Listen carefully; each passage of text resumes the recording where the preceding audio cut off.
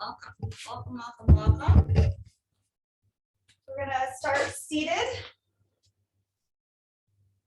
on height. So the block being more of a solid surface and a thicker blanket to hold its composure as you sit upon it to help us be upright. So take the time to check in with the hips being above the knees, finding the front edge of the sits bones, allowing that upper sacral area of the back move forward a little. And when you do that, feel the response in the sternum, right? It's just a little bit of an adjustment of the upper sacral area to allow this to open a little bit more. And then draw the center of your sacrum forward. Draw it forward and allow the shoulders to go back and allow the shoulders to drop. The hands will be set up somewhere mid-thigh, palms up or down, whatever you're comfortable with there. You can play around with it too and see what happens in that shoulder joint. There's a difference between palm up and palm down.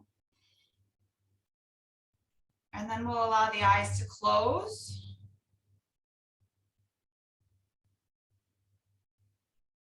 And we begin to settle. There's all these vrittis all day that we're dealing with, but this gives us the opportunity to just release, let the mind calm. Try not to let the mind wander back to all the vrittis, but to stay with the breath and the body. So really using that breath to settle, to come into your space, into your home being your body.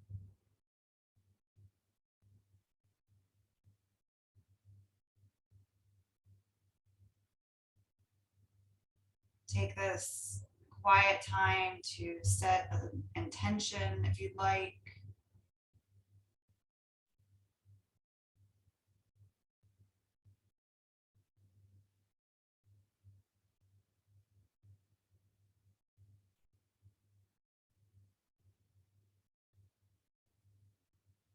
Bring our hands together at heart center, connecting with the palms. Gentle pressure. We'll bow our heads, continuing to draw the middle sternum forward.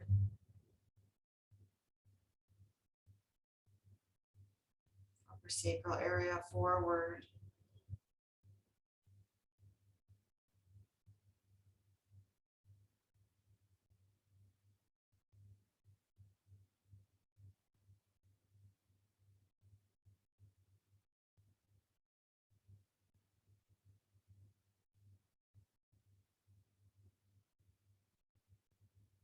The head back up.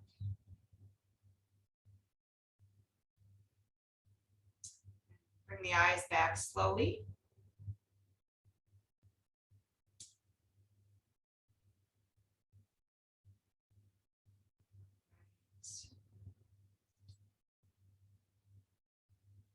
So we're going to interlace the fingers and just pay attention to what finger is on top. Is it the right or the left? Because we want to stay aware of that because we're going to switch it, of course, at some point.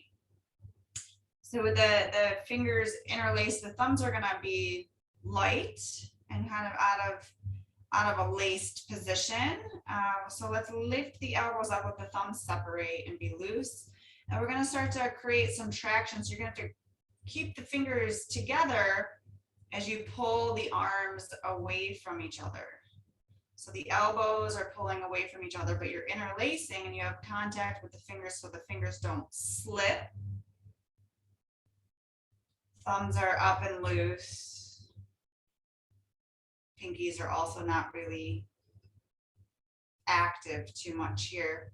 So we're looking to clear the carpal area of the wrists here. So shoulders are down, and it's just this gentle pull, this tug, to create some space in the wrist region, right?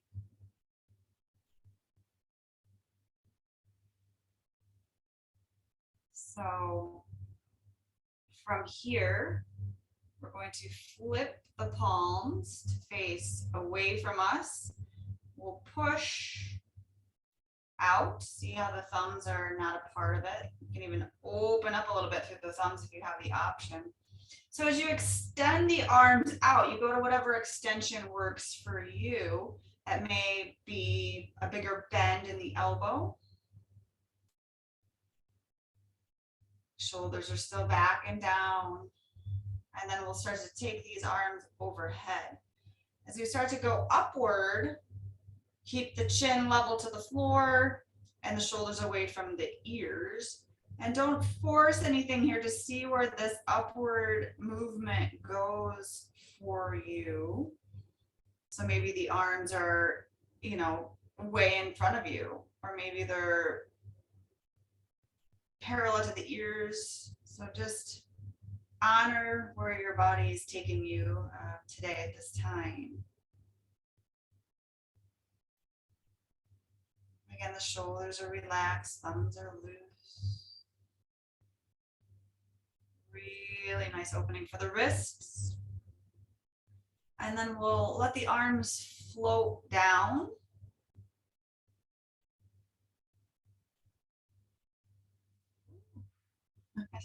All right, let's cross the legs the other way. And then we'll take the other part of our hands, right? So take a moment to adjust. We tend to always go on the same side for the crossing too. So the more you practice, maybe each day switch. If you do this in the beginning, if you sit in the beginning, switch it. All right, so the opposite finger now is on top, interlacing of the fingers, and then we'll pull. So feel that traction, that length, and that spreading of the wrist area. Create some opening there, some less compression.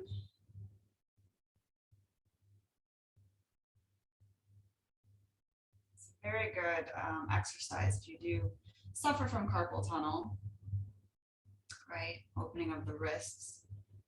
Turn the palms. Start to extend the arms out.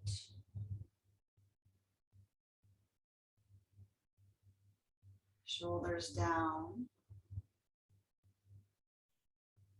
Pinkies and thumbs loose. And then we can take the upward journey. See where this takes us. So open up those thumbs. Feel the ribcage lift. Ribcage lifts as the shoulders stay down. You can even put some energy into lifting the ribcage up as well. And then we'll let the arms float down. Okay. All righty. So let's just unfold the legs then and come off of our seat. I'm going to turn actually so you have a view. So we're off of our seat, and as soon as we come off of our seat, we tend to lose the height of the spine, the lift and the length of the spine. So think again, upper sacral area moving forward, middle of the sternum moving forward. But we're gonna assist ourselves with our hands so we can take the hands behind us. I'm gonna see if you can have your fingertips facing you this time though, because we're gonna be working a lot with the wrists today and opening up. So spread your fingers. You can lean back so that the hands can make contact, but all of our arms are different heights, different lengths rather. So leaning back is fine. So as you're back here, make a large handprint. So spread the fingers, spread the pinky from the thumb. Push the arms down, push your hands down. Shoulders, of course, are away from the ears. And drive the sternum forward. You can even lift the head a little. We don't necessarily need to go all the way back, but you can have a little lift of the head today. And then invite the breath into the upper lungs of the front body, up into those collarbones.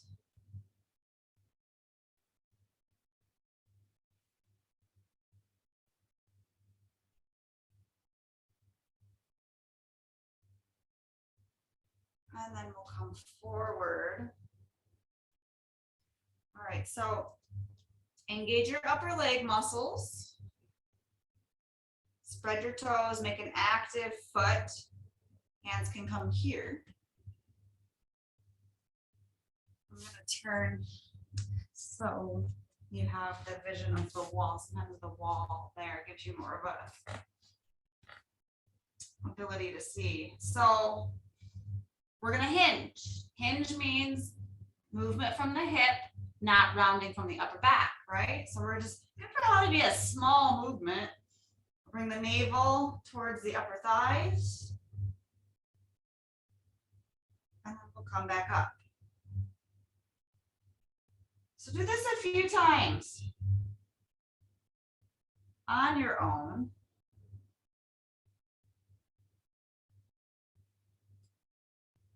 Hinging at the hips. Remember the quads can be active when you hinge. Squeeze the quads when you hinge and then release the squeeze as you come up. But the feet stay active the whole time. And you don't have to squeeze the quads. It's just kind of an optional thing. The feet are not optional. The toes face the ceiling. Active feet.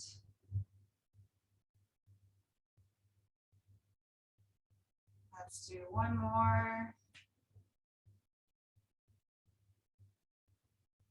Excellent. All right, so now we'll come into hands and knees. And we'll start with the wrists forward a little bit from the shoulders. So we're not stacking the shoulders directly over the wrists. We're a little behind with the shoulders. All right, your middle fingers are going to face directly ahead of you, and then fan out the rest of your hand. Make the largest handprint you can make. And start to push the palms down evenly. So the thumbs push the same amount as the pinkies, etc. Okay, we're going to take spinal waves from here in a slow manner. So we'll start with flexion. We'll start to pull the tailbone down and move through rounding up the spine one vertebra at a time, dropping the head.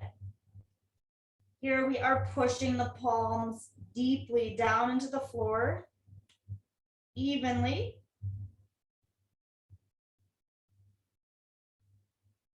Stay with your breath. And we'll start to lift the tailbone up.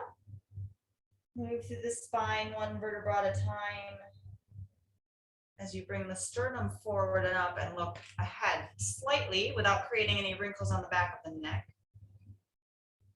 Push the palms down.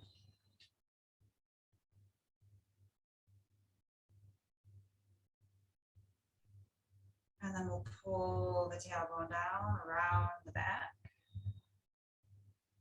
Push the palms down and forward a little bit. And then we'll lift the tailbone up. Draw the sternum forward and through. And one more time, pull the tailbone down.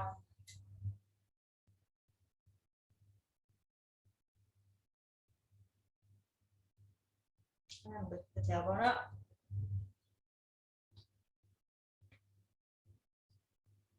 And then we'll bring the legs together. Sit back for child's pose. Bend the elbows. Bring the index finger and the thumb to make connection and let the head rest between the thumbs and the knees.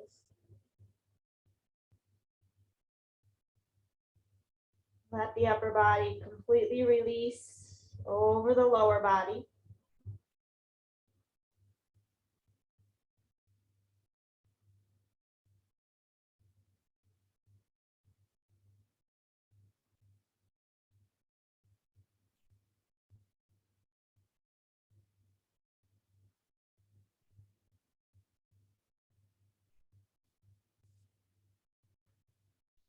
You can go ahead and come up.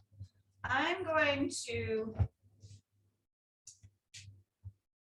have you take your blanket, right? So this is the classic knee blanket. It's got the two folds, right? This isn't quite enough of a drop for me to open up the wrists. So I'm gonna take the blanket and bring another layer to it, right?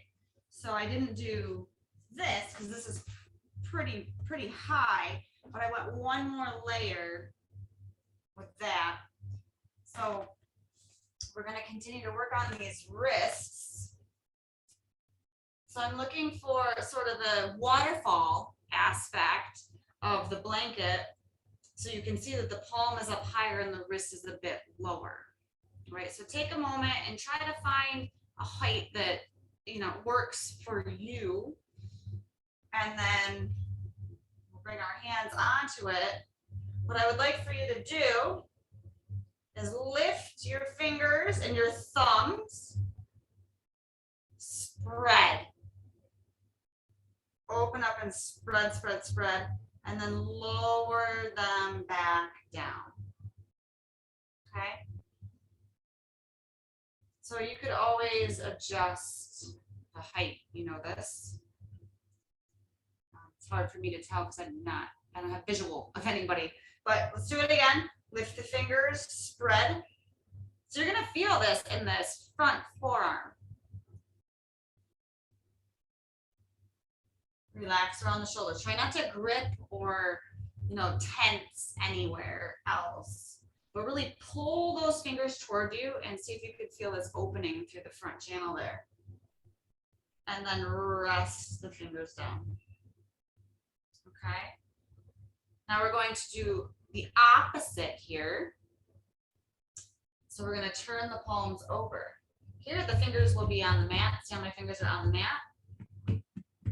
So the front of the wrist slash palm is off, hanging off that waterfall there, both hands. And here, shoulders away from the ears. Bring your fingers into flexion. Flexion means you're bringing the fingers together, like how they pretty much go on their own. You'll notice up into the arm, you'll feel this as well. And then release. So let the fingers just go on their own. Don't force the release or move into extension. Just relax them. See where they go. And then again, move into flexion.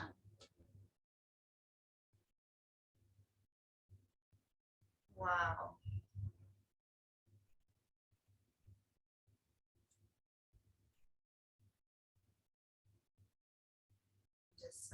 Saying wow, my left hand is responding quite a bit different than my right. I'm assuming some of you are having that same experience. Go ahead and rest the fingers. And then we're gonna flip the hands back, up. Ooh, feel that, feel that. And then from here, we're gonna turn out, boom, boom. The fingers can come to the, kind of hang off the edge there. So we've turned out, the thumbs are kind of facing forward. Spread your fingers, not hanging off the edge here, except for my fingers, right? So this edge isn't being used as of right yet. But we're going to spin. So we started here, thumbs were facing each other. We spun, thumbs are facing ahead of us, and we're going to spin again. And we're going to use the waterfall's edge of the blanket here. And then you're going to feel this opening through the back of the wrist, right? So make sure you still have the spreading of the fingers. Sometimes when we flip the hands back, the fingers kind of come in toward each other. So spread them out. And feel that area open up.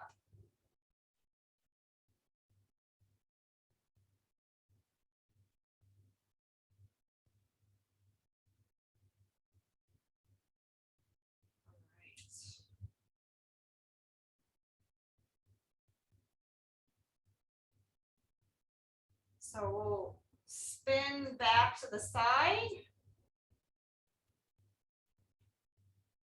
And we'll spin forward. And then one more time, we'll flip the palms and pull the fingers into flexion.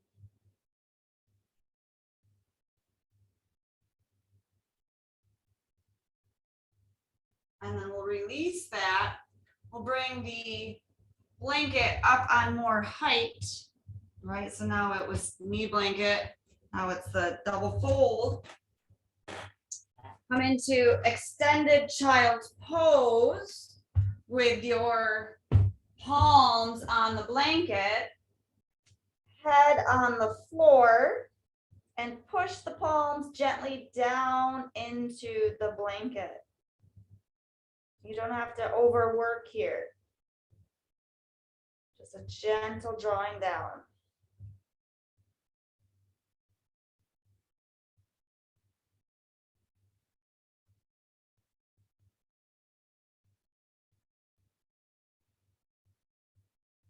Let the head be heavy.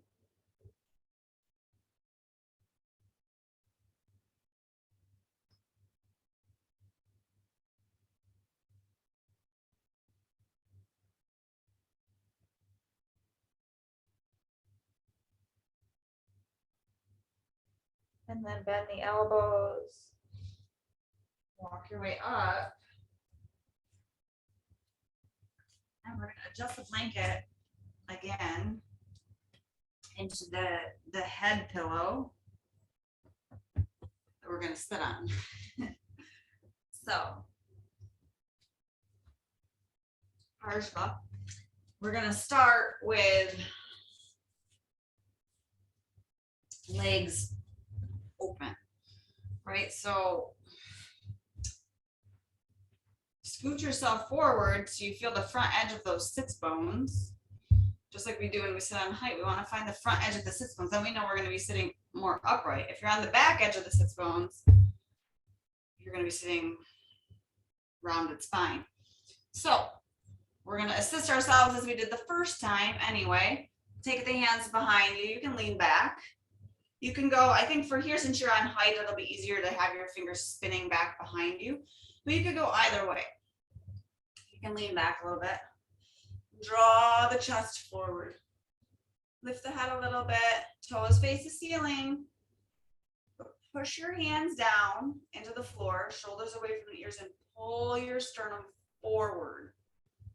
Really try to get your ribs ahead of your shoulders. And breathe.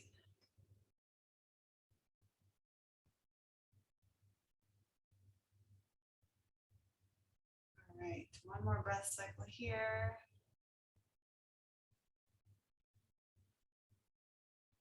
All right, nice. Come up. So you can have the hands to the side of you. We're going to take a moment and ground the femur bone down. So engage your upper leg muscles. Engage your upper leg muscles and squeeze around your sits bones. Can you squeeze the muscles around the sits bones? When you find those muscles under the sits bones, they kind of lift you up a little bit. That's the movement that you have with a downward dog. You want the sits bones to move up, right? All right. You can rest the legs. We'll bring the hands in front of us. We're going to move into that hinging forward, navel towards floor. So when you're ready, make sure the toes don't turn in. They might want to turn in, and they might also want to turn out depending on what your situation is with internal, external rotation. So maintain a stability in the legs so the toes face upward. And we can hinge forward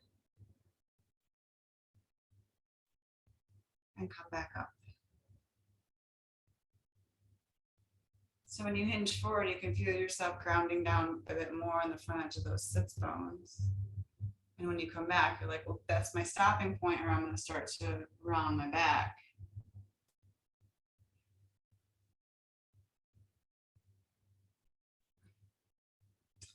Remember, the other indicator, if you're rounding your back, is this front pectoralis region, collarbone area will shrink.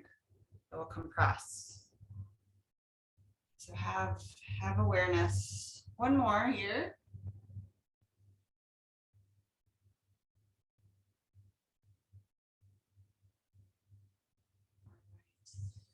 We're going to bend the left knee and bring the foot in. So we still have this open area. We're going to look to rotate and do our best to align the sternum with the femur bone of the leg here. So we'll start to turn. And what you could do with your hands is I'm pulling my left hand and I'm pushing my right hand to help move my ribs, right?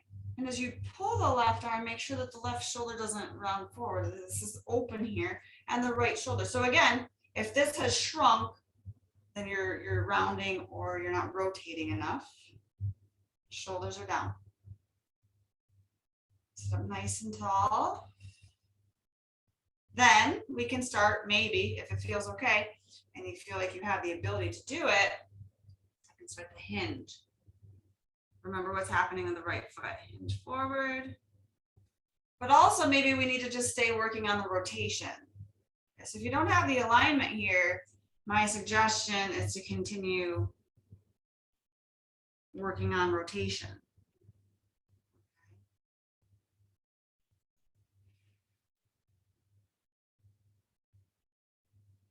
So wherever you are, stay with your breath. Honor your body.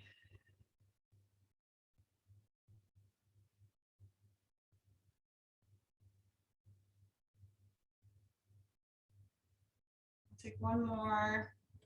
Focus on rotation or hinging. Come back up. Turn forward. Extend that left leg out. Just kind of move around for a moment. You can point the toes and flex and whatnot. And then we'll switch. Okay, so we'll start with rotation. I'm pulling and pushing my hands.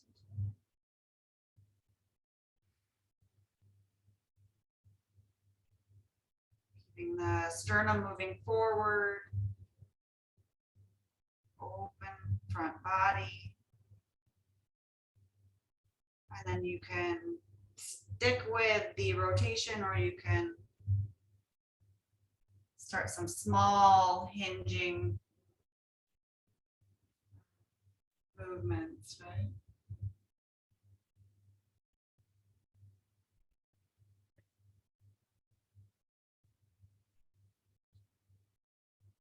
Left foot, toes are facing upward.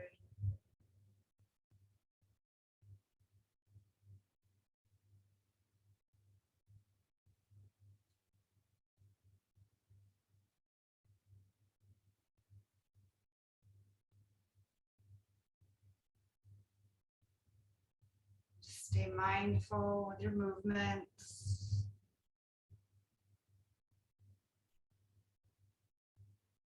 All right, come back. We'll extend the other leg back out. And then what we're gonna do here is take the hands behind us yet again and lift your chest. This is the movement we need in life, right? We need to open that front upper body.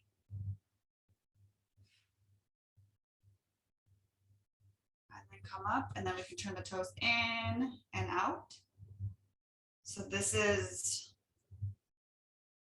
rooting into the hip, right? This is your femur bone spinning in and out that creates the toes to move in and out. So feel that connection there. Good, and then take your hands behind your knees and invite the knees to close. And then from here, if we could try, right? I know we're very low. A lot of times I have you stand from a block level. We're sitting on the block, but see if you can stand from there. Move the blanket. We're going to come into Tadasana. So bring your legs together. And you're looking forward, right? My computer is lower, so sometimes you see me looking down, but you guys are going to be looking forward. So in a Tadasana, anchor down through the center of the heel and lift up through the arches. And then see if you can find a lift. When you have this connection of the feet, and you really feel the action of the feet, you feel this rebound up through the midline of the body. So as I root down through my feet, I feel a lift through my inner thighs all the way up. Now we really want to focus on stabilization of the pelvis region. So what I'm looking for you to do is contract your upper leg muscles. And when you do that, just see if you can just do the upper leg muscles. Be nice to your knees. When you do that, you can feel the femur bones move back towards the hamstrings. Now, we want to counterbalance that, so you squeeze your butt muscles. So engage there now. So we started with the quads, and now we squeeze the glutes, and that kind of, right, you have the forward and back action there. That will create more lift. And now can you hug around the sits bones? I asked you if you could do that when you're sitting. You hug around the sits bones. And that there is Mula Bandha. And you should feel very strong and stable here. So when you close your eyes, if you haven't already, you close the eyes. And it's an action of almost like you're a rocket, right? The feet are the fire, and then they create this rocket sense all the way up to the crown of the head.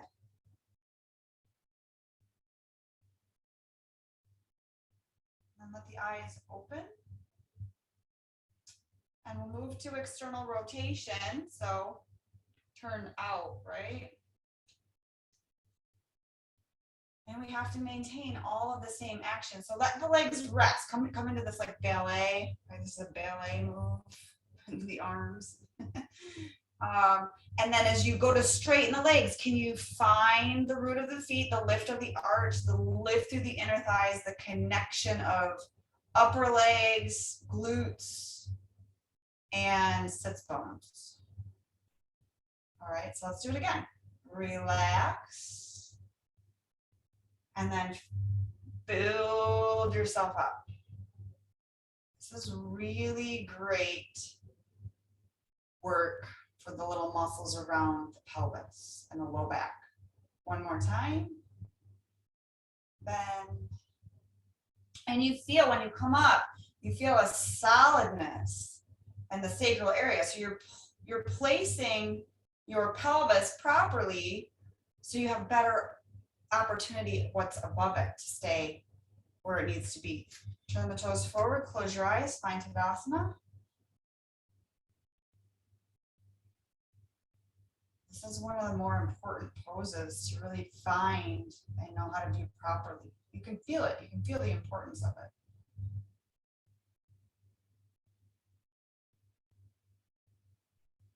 And open the eyes. And we'll step the feet apart. Toes face forward. Arms are to your side, shoulders are back and down. So let's see if we can do that here too. Engage down through the heels. Lift up through the arches. Lift up through the inner thighs. Engage your quads. Introduce your glutes. And hug around your sits bones. We'll take our arms to T position here. So a nice strong foundation, right? And we'll turn the thumbs to face up. And then we'll turn the thumbs to face behind us. And then we'll see if the thumbs can start to turn downward. Don't lose the action of the legs, right? Start to move these other limbs. Go back with your thumbs. See if you can stay connected with the legs as you start to move through the arms, right? Just like any standing pose, you start to move other things. You don't want to forget what's happening in your lower half. Let the arms come down and then externally rotate the legs. Right, having that ability just to be able to do that is huge, right? Some people can't do necessarily an easy external rotation. So here, we'll bring the arms together at heart center. Pressure palms. We'll bend the knees. Right, so just relax, kind of let the pelvis drop. We didn't hinge forward here at all. So what I want you to do is push your feet down. Draw your outer knees behind you. And feel the strength and the connection there that happens. And you have to, when you draw the outer knees back, you can feel kind of the low back decompress. And then as we push the floor with the feet, we'll start to straighten the legs up. We'll send the arms to T position. Engage your quads, glutes, and muscles around the sits bones. And then we'll bend the knees. Let the pelvis drop. Draw the outer knees away from you, behind you. And then push the floor. Take the arms to T. Come back up. Engage the quads, glutes, and muscles around the sits bones. Do that one more time. Bend the knees. Find quietness here. It's active, but can you find a sense of being quiet in this pose? And then come back up. And let the arms come down. And then we're going to turn the toes in and out. In, out. And then we're coming back to a closed eye Tadasana. Observe.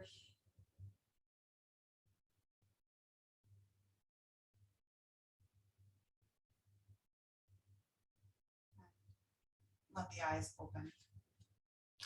We're going to come back to a lower level. I'm going to bring in a block and a blanket. And we're going to move into a one-legged Virasana. So that being said, sometimes people need more height. If you're finding this very challenging and not comfortable on your knees, more height. You can build it with 2 blocks or you can build it with more blanket. So I'm going to put a blanket on my block because the block isn't very comfortable for the sits bones, right? So we'll sit. on the block. One-legged Virasana. Virasana is when you take the leg back behind you. You want to take it back with care. So we'll take the hand to the front crease of the leg. We'll take the ankle wide and we'll come to the back of the leg. So the knee is turning in. It's not lined up with my hip bone at all. Here's my front of my hip, right? My knee is in, it's more towards where the midline of the body is. The ankle is wider and you're on the top of the foot. You can adjust the flesh underneath you. You could even stay here and find an upright position, or we straighten this leg out for a one-legged Virasana. So again, if this is like too much for you, then more height, right? And then we could stay here for a few breaths. If your calf is bunching, I always say you can roll the calf out. And I'd like to offer that hinge here as well. So remember, navel to thigh, you hinge forward. And we come back up. Foot is active, very active foot. Forward. And again, this hinging is completely up to you. If you're already feeling a great stretch sitting upright with the leg out, then just stay there. Don't want to force anything. Stay with your breath.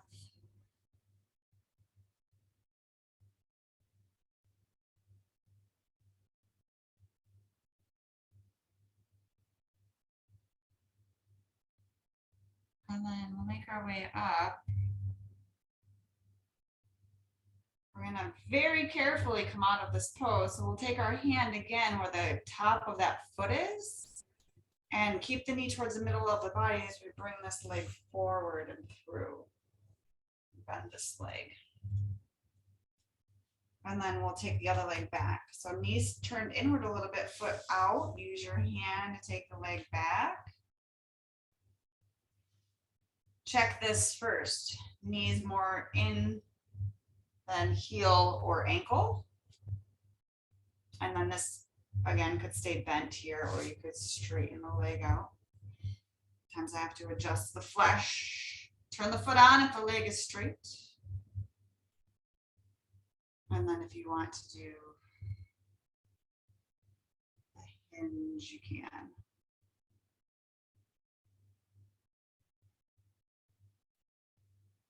Sort of rocking motion, right? Always brings a little bit of silence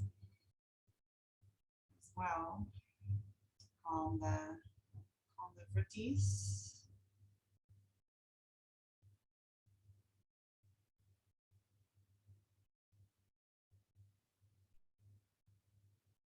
Wonderful. All right. Carefully come out. Assist with your hand. Foot forward. Let's take a squat. So open the legs wide. You're sitting on your block. Take the arms up and then hinge through. Let the hands come to the floor. Let your head drop. Try not to hold the head at all. Stay heavily seated on the block. And direct your breath to the low back.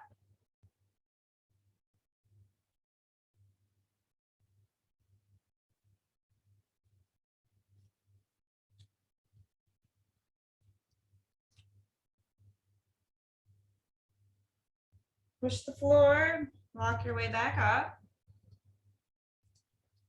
Cross the legs.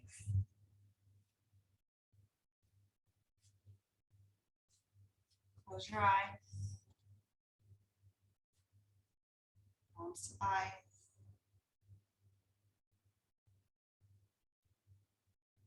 Check in with yourself.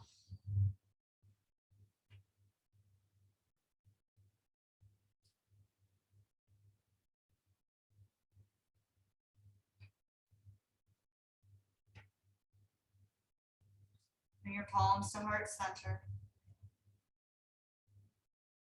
Release the chin towards the sternum.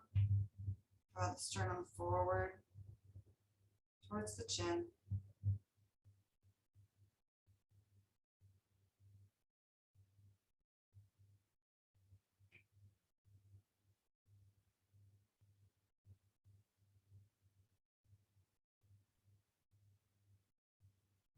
Head back up. And allow your eyes to come back.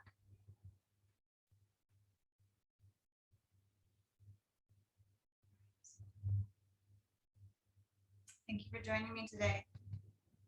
Namaste. All